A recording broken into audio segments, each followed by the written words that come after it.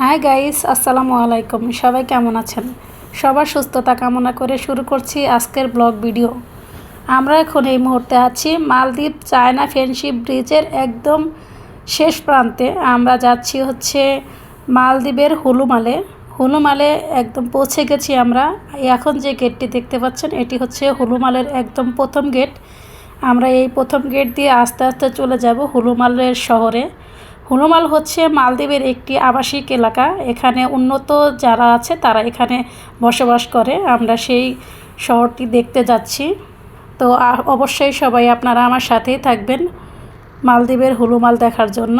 আমি সম্পূর্ণ শহরটি আপনাদের দেখানোর চেষ্টা করব। আমরা এখন যেখানে আছি এটা হচ্ছে হুলুমালের ফেজ 1। আমরা ফেজ 1 থেকে আস্তে আস্তে যাচ্ছি। সামনে ব্রিজ আছে, ব্রিজের ওই পারে হচ্ছে হুলুমালের ফেজ 2। তো এখানে আসলে যে বড় বড় বিল্ডিংগুলো এগুলো হচ্ছে আপনার গেস্ট হাউস, হোটেল, আবাসিক হোটেল। এখানে বাহিরের কান্ট্রি থেকে পর্যটক এসে এখানে থাকে আর কি। মালদ্বীপের মালের শহর কিন্তু একদমই ছোট, সেজন্য ওখানে মানুষজনও বেশি। আবার হচ্ছে গাড়ি স্কুটিগুলো রাস্তার মাঝখান দিয়ে অনেক ভিড় করে রেখেছে। মালদ্বীপের মালে যেরকম রাস্তার দুপাশেই আছে স্কুটি, অসংখ্য স্কুটি থামানো, এখানে কিন্তু ওরকম নাই। এটা হচ্ছে আবাসিক এলাকা। আর একটা বিষয়, এখানকার মানুষ কিন্তু গাড়ি চালানোর সময় ওরকম হরেন দেয় না। বাংলাদেশে যেরকম হরেন দিতে দিতে গাড়ি চালায়, এইখানে ওই রকম না। এরকম মানে খুব প্রয়োজন না হলে গাড়ির হরেন বাজানো নিষেধ।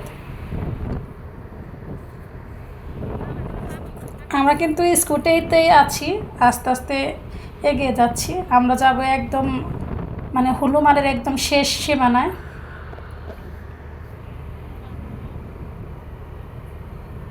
পেছনে স্বাধীন সাদিয়া ওরা হচ্ছে স্কুটিতে আছে। আমরা তো 4 জন আসছি, ওরা পিছনের দিকে। এখানে আরেকটা বিষয়, এই যে যে দাগগুলো দেখা যাচ্ছে, এখান দিয়ে যদি মানুষ হাঁটে তাহলে গাড়ি একাই থেমে যায়। মানে কাউকে বলতে হয় না যে গাড়ি থামান বা ইশারা টিশারা কিছু করতে হয় না, গাড়ি এমনিতেই থেমে যায়। যেগুলো হচ্ছে রাস্তার মানে মানুষজন পায়ে হাঁটার রাস্তা আর কি। রাস্তার মাঝখান দিয়ে গেলে ওই রাস্তা মানে ওইখান দিয়ে হাঁটলে গাড়ি এমনি থেমে যায়, সেটা স্কুটি হোক বা বড় গাড়ি যাই হোক। তো এইখানে যাতায়াতের জন্য স্কুটি বেশি। এখন আমরা এই যে ব্রিজটা পার হয়ে ওপারে গেলে ওটা হচ্ছে ফেজ 2। প্রথমে ছিলাম আমরা হচ্ছে হুলুমালের ফেজ 1-এ, এখন যাচ্ছি ফেজ 2-তে। এখানে কিন্তু মানে অনেক উঁচু উঁচু বিল্ডিং।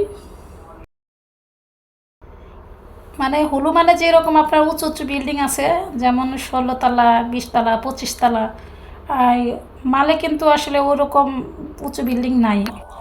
একটা উঁচু বিল্ডিং আছে 25 তলা মালে, সেটা হচ্ছে আপনার হাসপাতাল। তাছাড়া সবই আপনার হচ্ছে 10 তলা, 15 তলা এরকম বিল্ডিং। তো মালের তুলনায় আপনার হুলুমালেই হচ্ছে একটু বড় শহর। এখানে আবাসিক এলাকা, সব কিছু পরিষ্কার পরিচ্ছন্ন, বা মানুষের যাতায়াত ব্যবস্থা থাকা এখানে অনেক ভালো আর কি। পরিবেশ অনেক সুন্দর।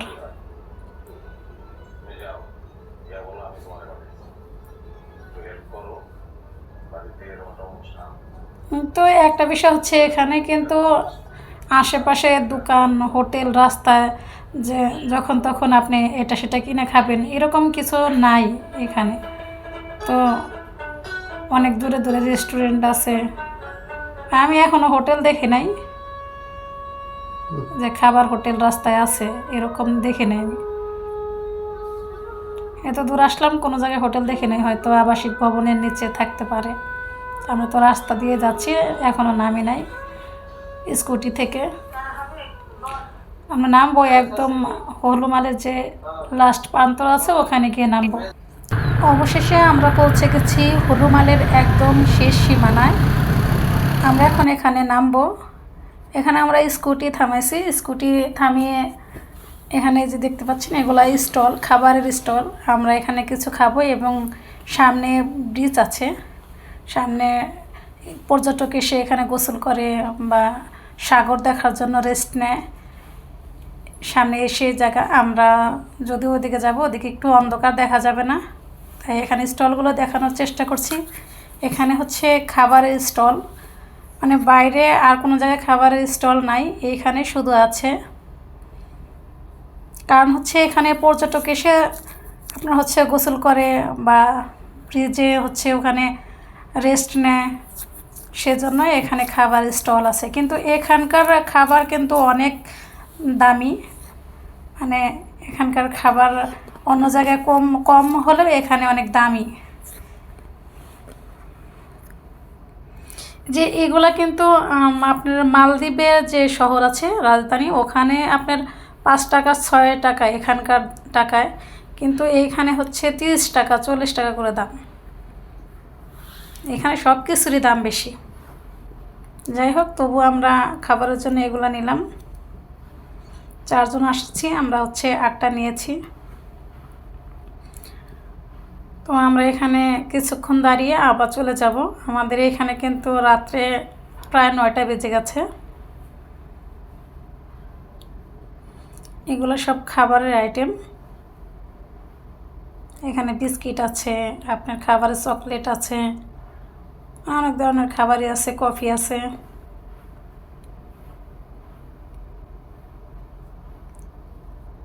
আসলে এই ভিডিওতে দেখাতে গেলে অনেক বড় হয়ে যায়, তাই সব দেখাতে পারলাম না। আজকে এ পর্যন্তই। সবাই ভালো থাকবেন। আল্লাহ হাফেজ। পরবর্তী ভিডিও দেখার জন্য অবশ্যই সাথেই থাকবেন।